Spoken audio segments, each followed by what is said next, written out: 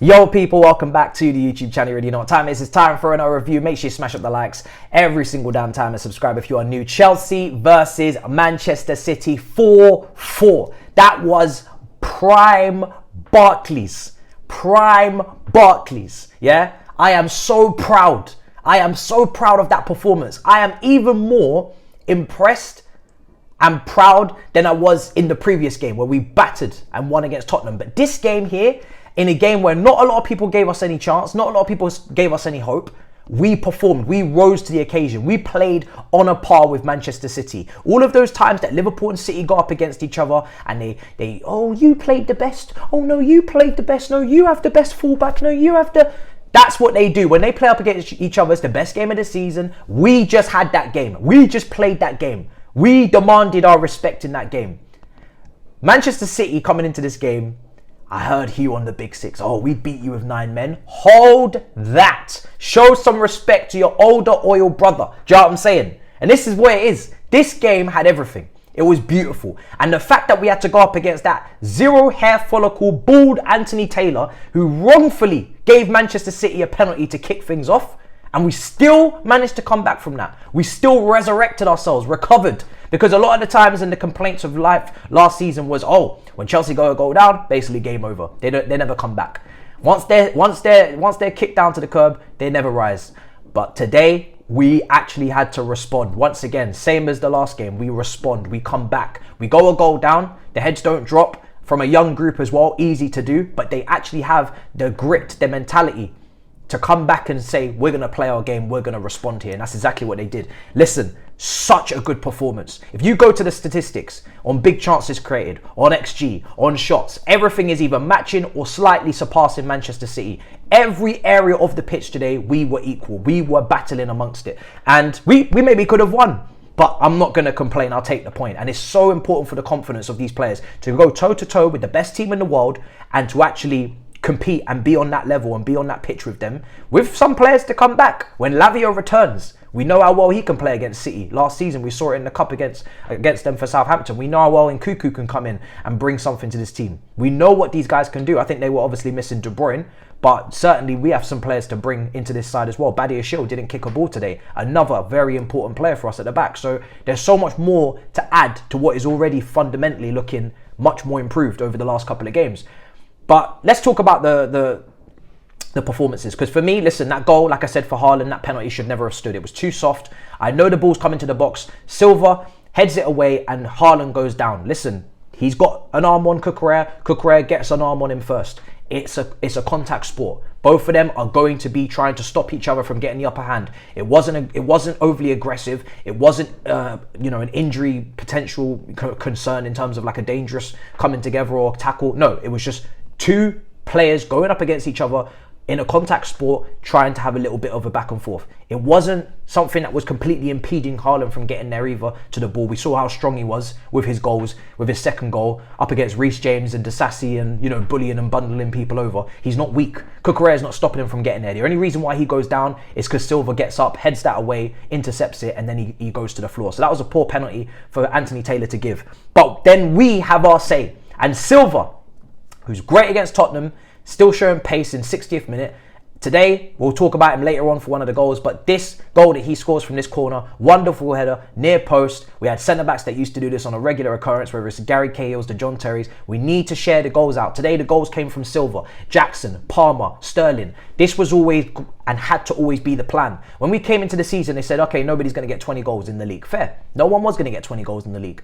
But everybody's got to play their part. Everybody's got to contribute, share the goals out. If we're going to defend as a team, which we did today, and we're going to press from the front, and Gallagher is going to get a special mention, is going to throw and put his body on the line and make big blocks and make big tackles and get stuck in, get stuck into them. If we're going to have a team defending, it's got to be a team that attacks. It's got to be people. Obviously, the burden always falls more on the attacker, but we need others to contribute every now and again. We need other players to step up because, we are not a clinical side, but today we got 4 goals. Who would have told you we would have got 4 goals, 8 goals in 2 games?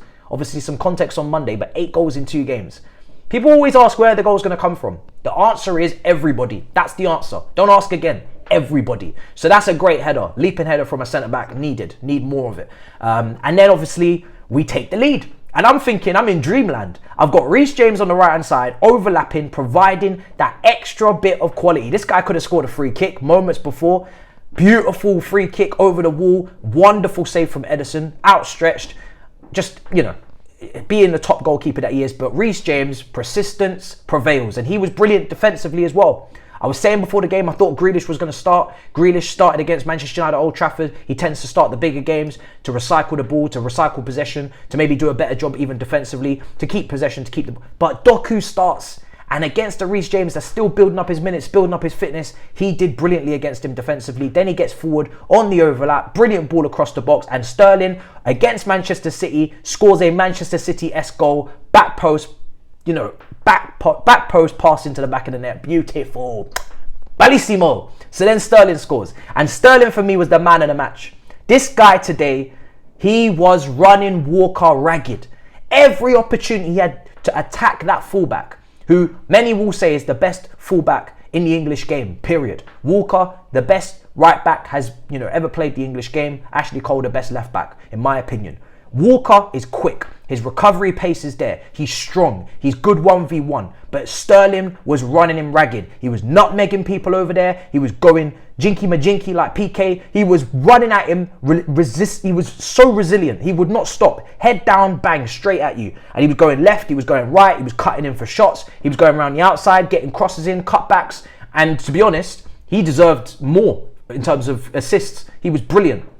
This is the kind of performance that Sterling can produce. And this is why he's so frustrating, because I said it on the preview. Sterling can give you a performance that's right up here, and then he can go and make a 5-yard pass and fail to make a 5-yard pass and put you down here. But today, man in the match against his old club. Everybody was speaking about Cole Palmer, who we're going to talk about.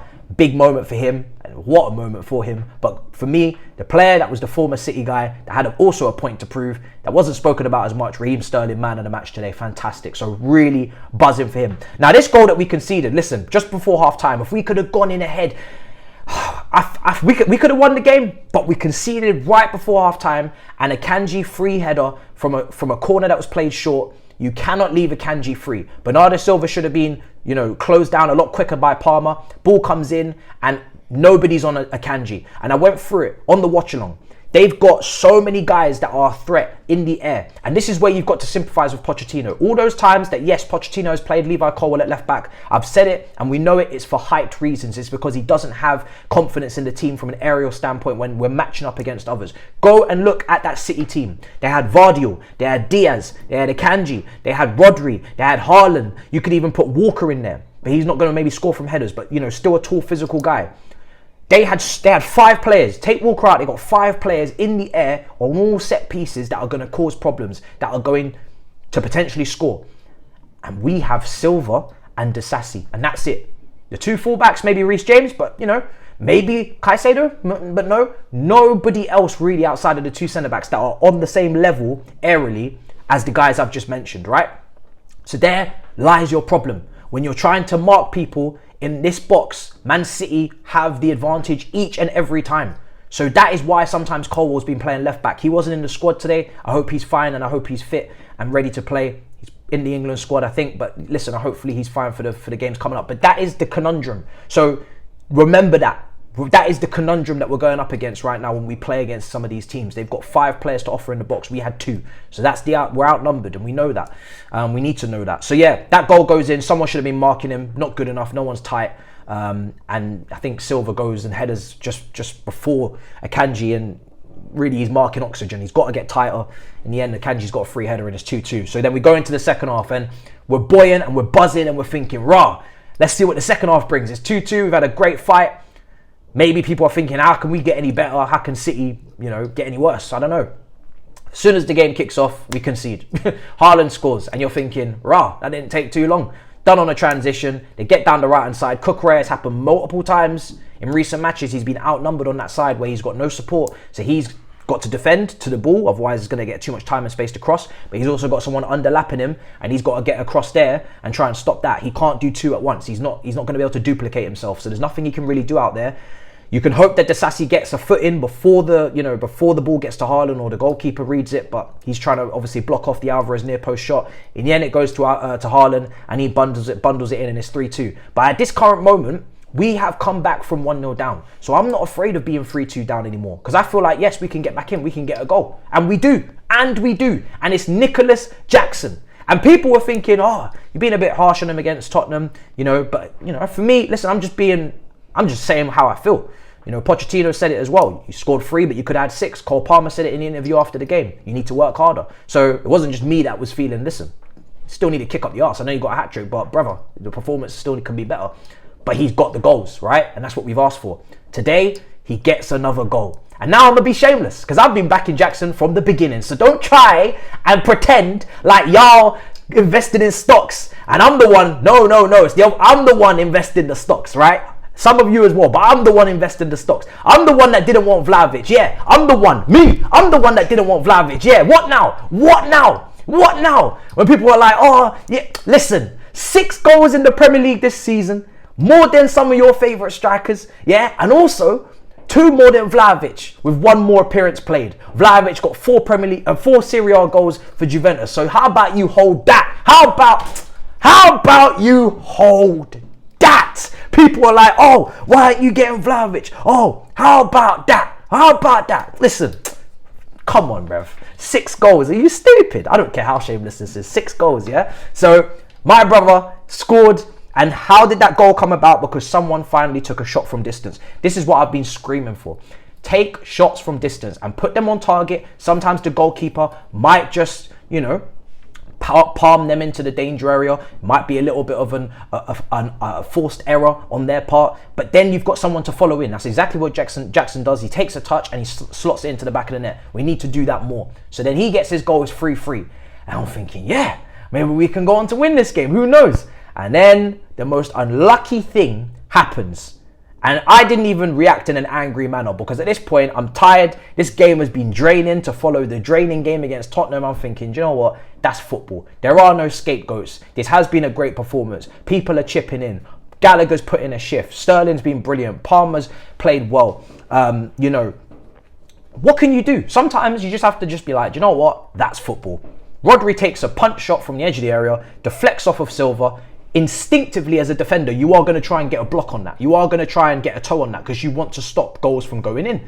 But that touch was decisive. That touch was definitive. If he doesn't touch it, Sanchez saves it. But he does, and it goes into the back of the net. And Sanchez made some important saves in this game. Some of the shots were straight at him. Some of the shots, like from Hairline, was massive. But yeah, that goes past him. It's 4-3. And at that point, I'm not going to lie, I am a bit defeatist. I am a bit, you know, drained. And I am thinking, yeah, do you know what? It's not our day today, is it? It's another game where we play well, and now we're gonna lose against a top team. But nope. My brother Poch brings on Armando Broja, makes the right sub, and Broja has a hand in the penalty. He wins the penalty off Diaz, and then Cole Palmer steps up and slots it in and says, "Listen, Pep, shut your mouth, shut up your mouth, yeah." And Cole Palmer makes it 4-4 at the end. If there was any player I wanted, and I wanted Cole Palmer to have more of an influence on this game. I think they gave him man the match on Sky. For me, it's definitely Sterling. Cole Palmer was decent, but he wasn't like at his best. He wasn't as good as he's been. But he gets his penalty, and the players were starting to try and chat to him and, you know, put him off. And he said, "Listen, I can't be touched. I can't be tamed. I am going to put this penalty in the back of the net and cause nothing but pain." And that's exactly what he did. That's exactly what he did. He slots it in the top corner. Edison goes the right way. Top corner, 4-4. And this team deserve it. Because something that my comments have been correct about, right? Absolutely correct. And I should have said it in the Tottenham game. Yes, our performances sometimes maybe are not the most glowing. But we've had games where we've played well and we deserved more. So it's about time we got a bit of luck. It's about time that we got the rub of the green. We don't deserve to be in the position we're in. If you're watching us, yes, we've made mistakes. Yes, we've had naive moments, or we've had individual errors, or the manager's not made the right subs, or he hasn't picked the right lineup, or, you know, whatever. But we don't deserve to be in the position we're in on the table. I'm sorry. The table lies. Sometimes it does. We should be minimum in a European spot based on how we've played this season. I don't give a damn. Better finishing, yes. Also some unlucky moments, yes. But we deserve more. Man United, I'm going to send a dig, and you'll have to hold that, United fans. They don't pull off a performance like that today. So many teams Do not pull off a performance like that against Manchester City, who were at full flow. Foden was playing well. He was nutmegging people. Bernardo Silva was having a say. Alvarez had a say with an assist. Haaland got 2 goals. You know, Doku was on the pitch. Then they brought on Grealish. I don't want to hear no excuses. I don't want to hear, oh, Man City weren't quite at it. Fuck that. Put some respect and some credit needs to go to my team because they played well. They matched City in every department. That's their strongest possible team out there. The only person missing is De Bruyne. We've got more players missing than them, so I don't want to hear it. 100% we deserve that. Minimum deserve a point, and we deserve to be higher in the table. And hopefully we start to, you know, finish our chances even more in the games coming up. I'm very confident for the Brighton one. We've got Newcastle, we've got United. There's no reason why we shouldn't be looking for a minimum of two wins out of 3.